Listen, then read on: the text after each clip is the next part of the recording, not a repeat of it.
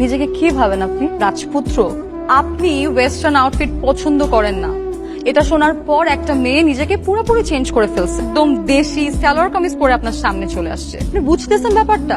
আপনি খিচুড়ি খেতে পছন্দ করেন, এটা জানার পর মেয়েটা জীবনের প্রথম নিজের হাতে খিচুড়ি রান্না করছে, যে কিনা তার বাসায় সারা জীবন এক গ্লাস পানিও ঢেলে খায় নাই। আপনি বুঝতেছেন ব্যাপারটা? যেখানে সব ছেলেরা মেয়েদেরকে মোস্ট অফ দ্য টাইম গিয়ে প্রপোজ করে, আমি আপনাকে এখানে প্রপোজ করতেছি।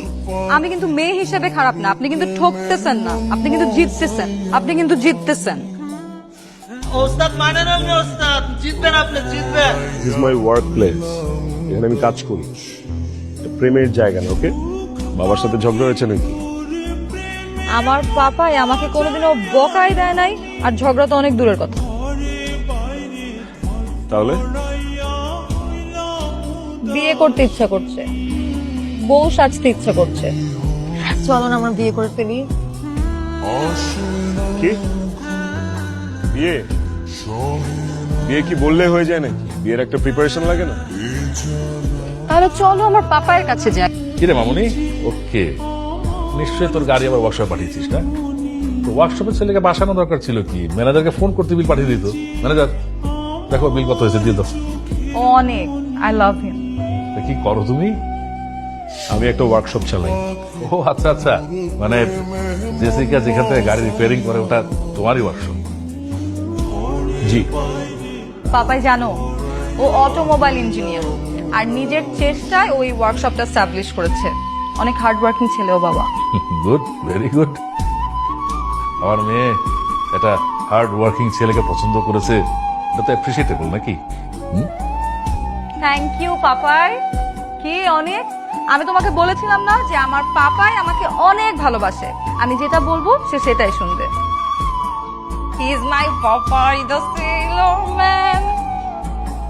আরে হয়েছে হয়েছে, ওকে কি এভাবে বসিয়ে রাখবি? কিছু খেতে দিবি না?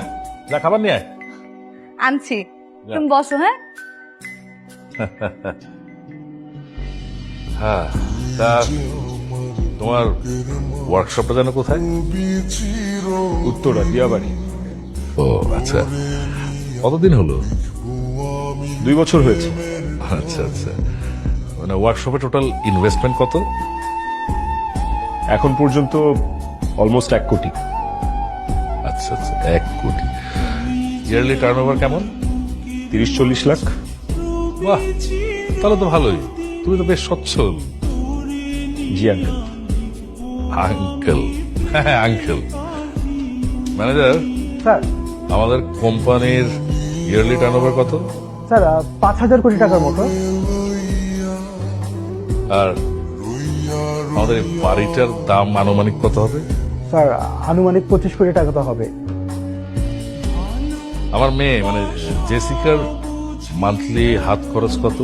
স্যার কোনো মাসে 8 লাখ, কোনো মাসে 10 লাখ।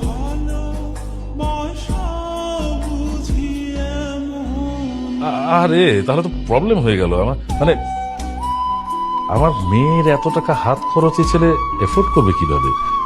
আর আমার মেয়ে তো অভাব একদম সহ্য করতে পারে না, অভাব পেলে সে কষ্ট পায়, আর কষ্ট পেলে সংসারে অশান্তি, অশান্তি হলে সে আবার 2 দিন পর আমার বাড়িতে চলে আসবে। আমার মেয়ে কষ্ট পাবে। ম্যানেজার, তুমি তো ভালো করে জানো যে আমার মেয়ের কষ্ট আমি একদম সহ্য করতে পারি না, তাই না? না স্যার, আপনি তো ছোট ম্যাডামের কোনো কষ্ট সহ্য করতে পারেন না। একটা জিনিস কি জানো ম্যানেজার, ফকিন্নির ছেলেদের না মাথায় তুলতে হয় না, তা না হলে শমশের হায়দারের মেয়েকে বিয়ে করার স্বপ্ন দেখাটা